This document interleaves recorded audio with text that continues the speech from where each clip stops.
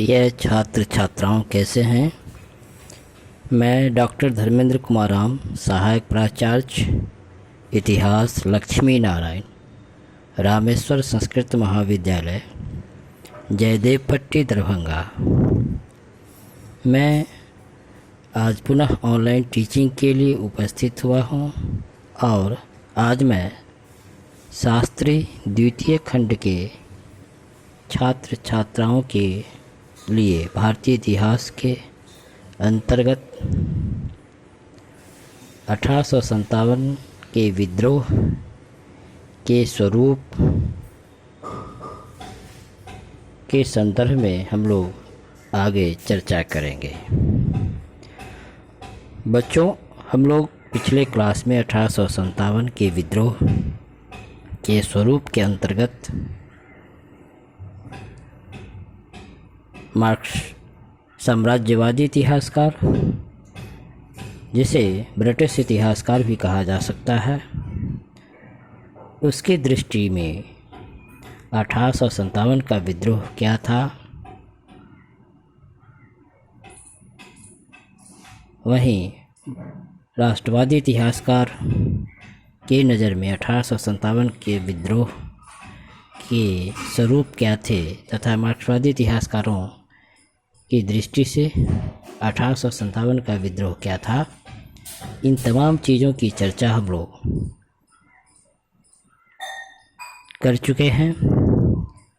और चर्चा के दौरान हम लोगों ने पाया कि 1857 के विद्रोह के संदर्भ में सर्वप्रथम ब्रिटिश इतिहासकारों ने अर्थात साम्राज्यवादी इतिहासकारों ने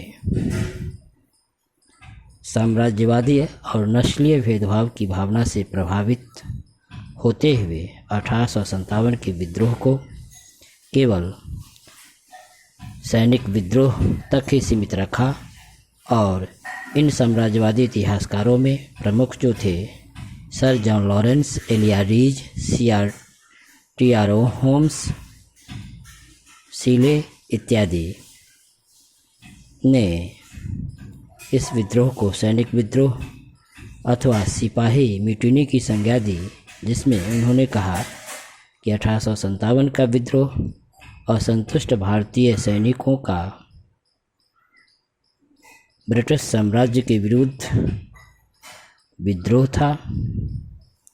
वहीं राष्ट्रवादी इतिहासकार में प्रमुख VD सावरकर और अशोक मेहता ने इसे स्वतंत्र भारत का पहला संघर्ष या राष्ट्रवादी संघर्ष माना, जबकि मार्क्सवादी इतिहासकारों का यह मानना रहा कि यह आंदोलन मुख्य रूप से कृषक वर्ग का आंदोलन था, क्योंकि उनका मानना था कि सेना भी सामाजिक रूप से कृषक वर्ग के ही संग से आते थे। इन तमाम चीज़ों की चर्चा हम लोग कर चुके हैं। आज हम लोग सिपाही विद्रोह के स्वरूप के संदर्भ में आगे की कड़ी पर चर्चा करेंगे। इसी क्रम में हम देखते हैं कि आधुनिक इतिहास लेखन में किसी भी आंदोलन के संघर्ष के स्वरूप के निर्धारण में 3 सिद्धांत दिए गए हैं। पहला, संघर्ष का क्षेत्रीय विस्तार। दूसरा, वर्ग भागीदारी, अर्थात उस संघर्ष, उस आंदोलन का कितने क्षेत्रों में उसका विस्तार है और समाज के किस किस वर्ग की भागीदारी है। साथ ही कार्यक्रम तथा समन्वय, विद्रोह के आंदोलन के क्या क्या कार्यक्रम तथा विद्रोह या आंदोलन में भाग लेने वाले जो विभिन्न वर्ग होते हैं, उनका किस तरह का कोऑर्डिनेशन, उस किस तरह का समन्वय होता है। इन तमाम चीज़ों के आधार पर, इन तीनों आधारों पर विद्रोह के स्वरूप का निर्धारण ऐतिहासिक दृष्टिकोण से सही है। 1857 के विद्रोह में बिहार, रुहेलखंड, दिल्ली, अवध, नर्मदा और चंबल प्रदेश मुख्य रूप से शामिल हुए। इस प्रकार भौगोलिक दृष्टिकोण से यह साकल से लेकर नर्मदा के बीच तक सीमित था। इसमें अर्थात इस विद्रोह में पंजाब और राजस्थान ने तटस्थता दिखाई, वहीं मुंबई, मद्रास, सिंधु और दक्षिण के प्रांत इस आंदोलन में या तो तटस्थ रहे या फिर उन्होंने राजभक्ति प्रदर्शित की। अतः कहा जा सकता है कि भौगोलिक स्तर पर 1857 का विद्रोह राष्ट्रीय स्वरूप का निर्धारण नहीं करता है।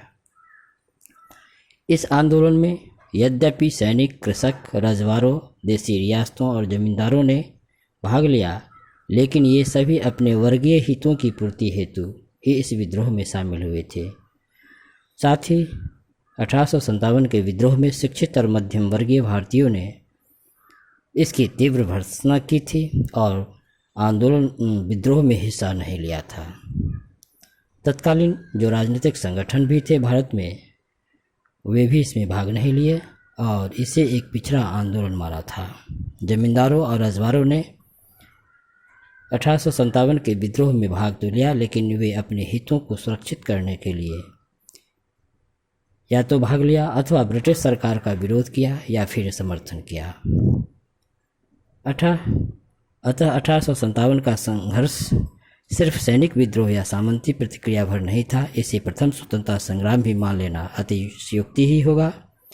इस संघर्ष के स्वरूप के विषय में मध्यम मार्ग अपनाना ऐतिहासिक दृष्टि से ही सही होगा।